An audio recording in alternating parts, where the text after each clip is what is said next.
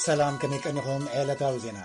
ባይቶ ጸጥታ ንመጀመርያ ግዜ ብዛዕባ ናይ ኢትዮጵያ ክልል ትግራይ ጉዳይ ብወግዒ ዝገበሮ ኣኼባ ብዘይስምምዕ ተወዲኡ ሕብራት ሃገራት ኣብቲ እዋን ሓይልታት ትግራይ ስምምዕ ተኽሲ ደዋብል ክገብሩ ዘተሓሳሰበ ክኸውን ከሎ ሰብኣዊ ቅልውላዊ ትኽልል ንምቕራፍ ድማ ፖለቲካዊ ፍታሕ ምምጻእ ጠቓሚ ምዃኑ ኣፍሊጡሎም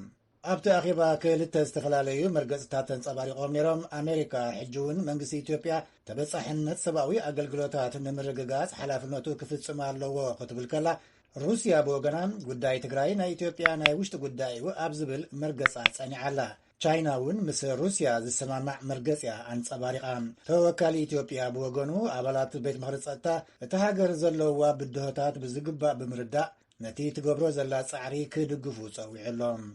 ኣብቲ ኣኼባ ብቐዳምነት ዝተዛረበት ምክትል ዋና ጸሓፊ ሕብረት ሃገራት ንጉዳይ ፖለቲካን ጸጥታን ሮዝመሪ ዲካርሎ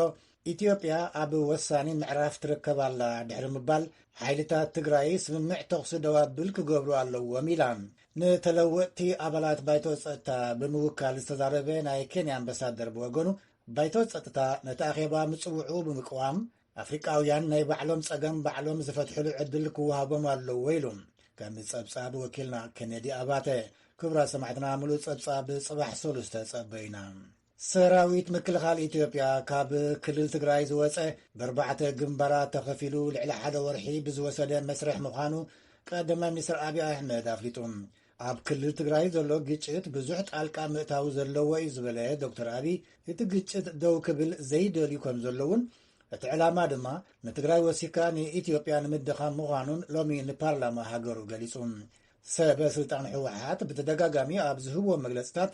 ሰራዊት ኢትዮጵያ ካብ መቐለን ካልኦትን ዝወፀ ተሳዒሩ እዩ ዝብሉ እኳ እንተኾኑ መንግስቲ መጽናዕቲ ኣካይዱ ብዘሕለፈ ውሳነ መሰረት እቲ ሰራዊት ምውፅኡ ቀዳማይ ሚኒስትር ኣብይ ሎሚ ንፓርላማ ተዛሪቡሎም ብዛዕባ እዚ ካብ ክልል ትግራይ ምላሽ ምስ ረኸብና ክነቐርብ ኢና ብኻል ወገን ኣብ ናይ ሎሚ ውዕሎ ፓርላማ እቲ ዝተገብረ ሃገራዊ ምርጫ ህዝበ ውሳነ እዩ ክብል ገሊጽዎ ቀዳማይ ሚኒስትር ኣብይ ፓርላማ ኣብቲ ዘካየዶ ፍሉይ ኣኼባ ንዝመጽእ ዓመት ኢትዮጵያ 561.67 ቢልዮን ብር ባጀት ኣጽዲቑሎም ብሕወሓት ዝምራሕ መንግስቲ ክልል ትግራይ ተኽሲ ጠጠው ንምባል ቅድመ ኩነት ኣቐሚጡ መንግስቲ ክልል ትግራይ ኣብ ዘውፅኦ መግለጺ ሓይልታት ኤርትራን ኣምሓራን ካብቲ ክልል ክወፁ ኣብቲ ክልል ዓለም ለኸ በረራ ምክያድ ሓዊሱ ኩሎም መራኸቢታት ክኽፈቱ ተወሳኺ ድማ ናብ ትግራይ ዝኾነ ዓይነት ኣካል ጸጥታ መንግስቲ ፌደራል ከይኣቱ ዝብሉ ቅድመ ኩነት ካብ መንጎ ዝተቐመጥዮም እቲ ናይ ጽሑፍ መግለጺ ጸገማት ኣብ ሰላማዊ መንገዲ ምፍታሕ ከም መትከል ዝቕበሎ ምዃኑ ብምግላጽ ሰራዊት መከላኸሊ ካብ ትግራይ ዝወፀ ብሓይሊ ተወቂዑ እምበር ንሓረስቶት ሓልዩ ኣይኮነን ኢሉሎም ድሕሪ ዜና ዝርዝር ክቐርብ እዩ ብዛዕባ እዚ ብሕወሓት ዝምራሕ መንግስቲ ክልል ትግራይ ዘውፅኦ መግለጺ ምላሽ መንግስቲ ኢትዮጵያን ኤርትራን ንምርካብ እውን ንሰርሕ ኣለና ግን መንግስቲ ኢትዮጵያ ኣብ ዝሓለፈ ሰሙን ኣብ ዝሃቦ መግለጺ ነቲ ስጉምቲ ዝወሰድ ኩሉን በይናዊ ምቁራጽ ተጻብኦ ዝገበር ኩሉን ምኽንያት ሰብኣዊ ረድኤት ናብ ህዝቢ ክበጽሕን እዋን ክረምቲ ብምዃኑ ሓረስቶት ንኽሓርሱን ብምባል ክብል ምግላጹ ይዝከር ኣሸባሪ ኢሉ ዝጸውዖ ሕወሓት ድሕሪ ምውፃእ ሰራዊት ምክልኻል ኣብ ልዕሊ ንጹሓን ሰባት ቅትለት ይፍጽም ኣሎ ክብል ናይ ህጹጽ ግዜ ኣዋጅ መረዳእታ ኣጻራይ ኣካል ኣፍሊጡ ሕወሓት ኣብ ነበርቲ ከተማታት ክልል ትግራይ ዝተፈላለየ መጥቃዕቲ ይፍጽም ኣሎ ዝበለ እቲ ኣጻራይ ህጹጽ እዋን ምስ ግዜያዊ ምምሕዳርን ምስ ምክልኻልን ተሓባቢርኩም ብዝብል ሰባት ይቐትል ኣሎ እዚ ድማ ኣብቲ ክልል ዝኸፍአ ሰብኣዊ ቅልውላው ዝፈጥር ኢሉሎም እቲ ናይ ፌደራል ህጹጽ እዋን ኣጻራይ መረዳእታ ብተወሳኺ ሕወሓት ከምቲ መንግስቲ ዝገበሮ ተኽሲ ደው ኣብ ክንዲ ዘብል ንኢትዮጵያውያንን ንዓለም ለኸ ማሕበረሰብን ብናይ ሓሶት ናይ ዓወት ፕሮፓጋንዳ ንምትላልን ትኹረት ንምርካብን ብዝገብሮ ምዕልባጥ ንወሃብቲ ረድኤት ትካላት ኣብ ዝለዓለ ሓደጋ የእትዎ ምህላው ኢትዮጵያውያንን ዓለም ለኸ ማሕበረሰብን ክግንዘቡ ይግባእ ኢሉ ብዛዕባ እዚ ክሲ ካብ ሕወሓት ምላሽ ተረኺብና ክነቕርብ ኢና እዚ ድምፂ ኣሜሪካ እዩ ኣብ ዳርፉር ሱዳን ዝነበረ 14 ማዓስከራት ዓቃቢ ሰላም ሕብረት ሃገራትን ሕብረት ኣፍሪቃን ሕጂ ብነበርቲ እቲ ከባቢ ንኽጥቀሙለን ንምምሕዳር ሱዳን ተረኪበን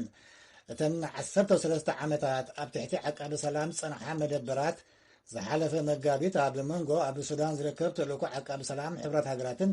መንግስቲ ሱዳንን ብዝተገብረ ስምምዕን ከም ዝርከባ ተገይሩ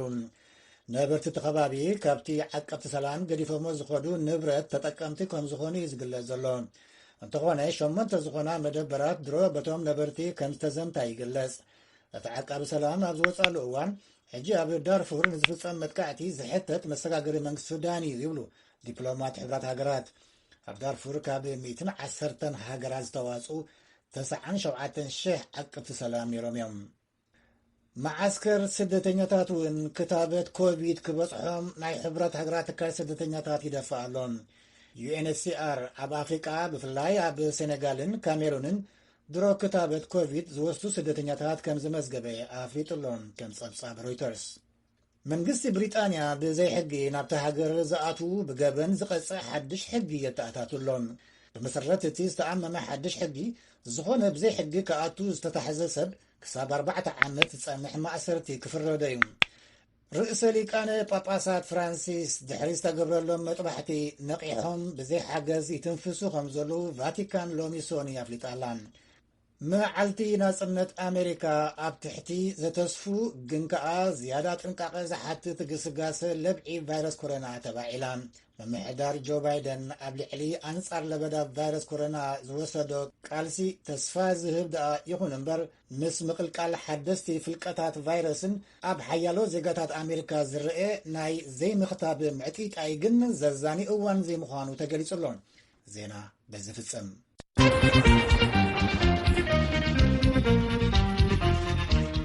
نمسجنا كتولد يبزينا نخم سمعهم حيثات مكل خال إثيوبيا هاب تجري زوج لحد وحي بزت عن حمس رحيلهم قدم المنسر أبي أحمد جت تجري زل على القامت تتوزع لهم خانوا لهم مع السوني نبيت مخري أبز سمعوا مجلسي يوم تم قدم المنستر نزلهم سر سلطان حوحات بالتدقاقام أبزهبوا مجلسي سراوت إثيوبيا خاب مقال حويسو خاب كل تجري زوج تسعير إلهم يوم قدم المنسر أبي جن منقستم بمصنعتي وسيني وجيلهم اللهم أمرج از تساتفو سرعة بوليتيكا وبارتيات مع تساتفوهم نفت عامي محاور منقستي 5 تساتفون تم قدم المنسر قديد أمالهم نتصاب كينيدي أباتي قبر مرين حزو الله إت مخر وكلت حزبي أبز كايدو ناي مودات أخيبا استرخبو قدماي منستر أبي أحمد كاب أبالات بيت مخر استرعالو استفرالي حتوزات مبرهي بمالو إتكاندي قداي كلل تقرائيو فدرال منغستي سراويتو كاب تقرائي نموصا زوز سنة بمصنعتي تمسريتو كمزو نزقالسو قدماي منستر أبي أبزو سنة نمبصح إثيوبيا ناي حلف تاريخ حاويسو أب قربان رحوقن أوانات تاريخ بكوينات زحالة هاجرات حاويسو مصنعتي كمستخايدة تزاريبهم إرترا كاب إثيوبيا نمنصال زكايرتو كوينات كم آبنات زحبرو أتم قدماي منستر أبتو أوان زنابرا زبروت طالقا مئتاو حيلتات وصاي كلو أبزي نايلومي ناي تقراي قيتون زلعالة طالقا مئتاو كمزلون مبزحتيهم اتقيتت أطوكوبل كم زيداليون ونقاليصام ኢትዮጵያና ኤርትራ 30 ዓመት ተዋጉ መቼም ኢትዮጵያና ኤርትራ 30 ዓመት ሲዋጉ ሁሉ ሐሳብ ሁሉ ፍላጎት ሁሉ ትጥቅ ሁሉ በጀት የነሱ ነበር ብለን ራሳችንን አንሸውድም ኢትዮጵያን ኤርትራን 30 ዓመት ተዋገየን ኢትዮጵያን ኤርትራን 30 ዓመታት ክዋጋ አከለዋ ኩሉ ሐሳብ ኩሉ ድሌት ኩሉ ዕጥቂ ኩሉ በጀት ናቶም ነይሩ ኢልና ንርእስና አይነት ተዓሻሹን ብድሕሪትና ዝለዓለ ኃይልታት ነይሮም አቀሪዮም ዘባልዑና እንታይ ረኸቡ ዝደቀቀት ዝደኸመት ኤርትራ ዝደቀቀት ዝደኸመት ኢትዮጵያ ፈጢሮም ብዙሕ ሰብ ረጊፉ ብዙሕ ሓፍቲ ረጊፉ ኣብ መወዳእታ ግን ዝረኸብናየን ክልተ ዝደቀቃ ሃገራት እየን ሕዚ ዘሎ ናይ ትግራይ ኩነታት ክንርኢ ከለና ናተይ ግምት እቲ ግጭት ጠጠው ክብል ዝደሊ ሓይሊ ብዙሕ ኣይኮነን ከምኡ እናተጋጨናን እናተላሓሕፅናን ዝደቀቀት ትግራይ ዝደቀቀት ኢትዮጵያ ምርኣይ ሽዑ ንሽዑ ድማ ኣምሓራን ኦሮሞን እናበሉ ዝደቀቀ ኦሮምያን ኣምሓራን ምርኣይ ድሌታት ዘለዎ ዝብል ምልከታ ርኢና ኣለና ሓደገኛ ልምምዳት ርኢና እዮም ኢላ ሰበስልጣን ሕወሓት ብተደጋጋሚ ኣብ ዝሃቦ መግለጽታት ሰራዊት ኢትዮጵያ ካብ መቐለ ሓዊሱ ካብ ትክልል ዝወፀ ተሳዒሩ እዩ ክብሉ ከለው ቀዳማይ ሚኒስትር አብይ ግን አካይድናዮ ዝበልዎ መጽናዕቲ ሲዒቡ መንግስቶም ነቲ ሰራዊት ዘውጽዎ ናይ ጽሞና ግዜ ኢሎም ዝጽውዕዎ መሕሰብ ግዜ የድሊ እዩ ብዝብልን ኢትዮጵያ ኣብ ዘለዋ ዝተፈላለዩ ካልኦት ሽግራት ጠመተ ክትህብን ብምሕሳብን ምዃኑ ሓቢሮም እዚ ውሳነ ቅድሚ ውሳኑ ካብ ክልል ትግራይ ዝተፈላለዩ ክፋላት ማሕበረሰብ ከምኡውን ምስ ኣባላት ካቢኔ መንግስቶምን ወታደራት መሪሕነትን ብርክት ዝበሉ ምይጣት ከም ዝተኻየዱ ገሊጾም እቲ ሰራዊት ካብ ትግራይ ዝወፀ 4 ግንባራት ልዕሊ ሓደ ወርሒ ብዝጸንሐ መስርሕ ምዃኑ ተዛሪቦም የሰራዊት ማውጣትን በሚመለከት ያው ከዚህ ቀደም ሐሳቡን መግለጹ የራሱ ችግር ስላለበት ከወታደራዊ ዲሲፕሊንና ሚስጥር አንጻር ሙሳ ሰራዊት ብዝምልከት ቅድም ሎሚ ነቲ ሐሳብ ምግላጽ ብመንጽር ወታደራዊ ዲሲፕሊንን ሚስጥርን ናይ ባዕሉ ሽግር ስለዘሎ ኣይተገለጸን ሕዚ ግልጽ ንምግባር ንሕና ወታደር ዘውፃናዮ ትማሊ ካብ መቐለ ወፅኡ ተባሂሉ ክትሰምዑ ከለኹም ኣይኮነን ንልዕሊ ሓደ ወርሒ ዝወሰደ መስርሕ እዩ ብ4 ግንባራት ከፊልና እናውፃና ነርና ብሓደ ግንባር ዕጥቅናን ወታደራትናን ክነውፅእ ከለና ንስኹም እውን ኣይጠርጠርኩምን እቲ ጁንታ እውን ኣይጠርጠረን ብዙሕ ሰብ ኣይፈለጠን እዮም ኢሎም ንኣብነት 15 መዓልታት ቅድመ ምርጫ ሰፊሕ ሓይሊ ኣውፂእና ኢና ዝበሉ ንሶም ብዙሕ ፀገም ኣይነበረን ሳልሳይ ሓይሊ ክነውፅእ ከለና እዩ ምጥርጣራት ዝመፀ ኢሎም ብርክት ዝበለ ኮንቬይ ብርክት ዝበለ ሓይሊ ተዓጢቑ ተፃዒኑ ካብ ማእኸል ካብ ከባቢ ተንቤን ክወፅእ ከሎ ኣብዚ እዋን እዚ ብዙሕ ዝበለ ህዝቢ ብምውፋር ዕጥቂ እናወፀ እዩ ሰራዊት እናወፀ እዩ ብዝብል ካልኦት ምክንያታትን ኣብ ሓደ እዋን 2,000-3,000 መካይን ኣብ ዝንቀሳቐሰሉ ሰዓት ብኪሎሜትራት እዩ እቲ ጉዕዞ ኢሎም ኣብ መንጎዚ መንገዲ እናዓፀው ግጭት ንምፍጣር ጎማ ብምፋስ መኪና ምቅፃል ዝኣመሰሉ ፈተናታት ተገይሮም እዮም ራብዓይ ካብ መቐለ ዘውፃናዮ ሕይል ዝበለ ሓይሊ ብበዝሒ ብሽሕ ዝቁፀራ መካይን ኣሰሊፉ ዝወፅ ሓይሊ ምቹ ባይታ ስለ ዝነበረ መጥቃዕቲ ዘይወረደ ጥራሕ ከይኮነስ መቐለ ብሓይሊ ተታሒዙ ድዩ ንእትብሉ ሰባት ሓይልታት ምክልኻል ካብ መቐለ ወፂኡ እናሃለወ እንተወሓደ ንክልተ መዓልታት እቲ ጁንታ ኢሎም ዝፀውዕዎ ሓይልታት ትግራይ ኣይኣተወን ኢሎም ቀዳማይ ሚኒስተር ኣብይ ኣብ ልዕሊ መንግስቲ ኢትዮጵያ ሰፊሑ ናይ ሚድያ ወፍሪ ይካየድ ከም ዘሎን ሽም ሃገራት ከይጠቐሱ መንግስቲ ንምቕያር ፈተነ ዝገብረ ሃገራት ከም ዘለዋን ብምሕባር ከምዚ ኢሎም ሰሞኑ እንግዲህ 2 ቀን ዓለም አቀፍ ሚዲያው እያስተጋባ ያለበት መንገድ በጣም ያስገርማል ኢትዮጵያውያን መንቃት እንዳለብን ያመላክታል እንደዛ አይነት አብከነ አብዘን ክልተ መዓልታት ዓለም ለኸ ሚድያ የቃልሖ ዘሎ አዝዩ ዘስደምም እዩ ኢትዮጵያውያን ክንነቅሕ ከም ዘለና የመልክት ከም ዝበለ አፍ ዝዕፁ ምርጫ አካይድና ክጽብጽብ ዝተጸገመ ሚድያ ካበይ መጽኡ እዩ ከምዚ ድግስ ዘዕምብር ዘሎ ኢልካ ምሕሳብ ይሓትት እቲ ቀንዲ ጉዳይ ንሕና በታንሳቶም ዝኸፈቱና መንገዲ ኣይንኸይድን መንግስቲ ክቕየር ኣለዎ ሕዚ ዘሎ መንግስቲ ኣይምቹን ዝብላ ሃገራት ከም ዘለዋ ንፈልጥ ኢና ነዘን ሃገራት ዘለና መልእኽቲ ኢትዮጵያ ክሳብ ዝጸንዐት ጠጠው ክሳብ ዝበለት ኣብ ዘሎ ውልቀ ሰባት ኣብ ስልጣን ምጽናሕ ካልኣዋይ ጉዳይ እዩ እዮም ኢሎም ሬፈረንደም ኢሎም ዝፀውዕዎ መረፃ ህዝቢ ኢትዮጵያ ሰላምን ጽኑዕ መንግስትን ከም ዝደሊ ገሊጹሎ ነዚ ዝቕልብስ ዝኾነ ይኹን ሓሳብ ተቐባልነት የብሉን ኢሎም ህዝቢ ኢትዮጵያ ካብ ዝተመዝገበ ዝመረፀ ብሚእታዊ እንተዝወዳደር ኣሜሪካ ሓዊሱ ኣብ ዓለም ዓቢና ኢና ኣብ ዝብላ ሃገራት ክመርጽ ካብ ዝኽእል ዜጋ ናይ ኢትዮጵያ ኣዝዩ ብብዙሕ ዕፅፊ ይበዝሕን ይሓይሽን ኢሎም ቀዳማይ ሚኒስተር ኣብይ ብምውሳኽ ክሳብ ሎሚ ዝነበረ ዓይነት መንግስቲ መሓውር ክቕፅል ድሌት መንግስቶም ከም ዘይኮነ ብምግላጽ ኣብቲ ምርጫ ዝተሳተፉ ፓርትታት ማዕረ ተሳትፎኦም ኣብ ውሽጢ ናይ መንግስቲ ናይ ፈጻሚ መሓውር ክካተቱ እዮም ኢሎም ኢትዮጵያ ኣብዚ ሕዚ እዋን ኣብ ዝተፈላለየ ሃገራት ካብ ዘለዋ 60 ኤምባሲታት እንተወሓደ 30 ኤምባሲታት ክዕፀው ከም ዘለዎም ተዛሪቦም መቐናስ ወፃኢ ከም ቀንዲ ምክንያት ኣቐሚጦም ኣለዉ ምስ ለበዳ ኮቪድ-19 ዝተኣሳሰረ ናይ ስልጣን እዋኑ ሕገ መንግስቲ ካብ ዘቐመጦ ንሻድሻይ ዓመት ዘናውሐ ቤት ምክሪ ወከልቲ ህዝቢ ናይ 2014 በጀት ዓመት 561.67 ቢልዮን ብር በጀት ኣጽዲቑሎ ነመስግነካ ገብረ ዝቕፅል ጸብጻብና ከዓ ብሕወሓት ዝምራሕ መንግስቲ ክልል ትግራይ ተኽሲ ጠጠው ንምባል ቅድመ ኩነት ኣቐሚጡሎም መንግስቲ ክልል ትግራይ ኣብ ዘውፅኦ መግለፂ ሓይልታት ኤርትራን ኣምሓራን ካብቲ ክልል ክወፁ ኣብቲ ክልል ዓለም ለኸ በረራ ምክያድ ኩሎም መራኸቢታት ክኽፈቱ ናብ ትግራይ ዝኾነ ዓይነት ኣካል ጸጥታ ፌደራል ከይኣቱ ዝብል ቅድመ ኩነት ካብ መንጎ ዘቐመጦም እዮም ሙልጌታ ጽባሃ ሓፂር ጸብጻብ ሊእኽልና ኣሎ ብሕወሓት ዝምራሕ መንግስቲ ክልል ትግራይ ተኽሲ ጠጠው ምባል ጠሚቱ ኣብ ዘውፅኦ ናይ ጽሑፍ መግለጺ ጸገማት ብሰላማዊ መንገዲ ምፍታሕ ከም መትከል ዝቕበሎ ምዃኑ ብምግላጽ ኣብ ዝሕዚ እዋን ኣብ ትግራይ ዘሎ ቅልውላዊ ምፍታሕ ተኽሲ ጠጠው ምባል ቅድመ ኩነት ተቐሚጦሎም እቲ መግለጺ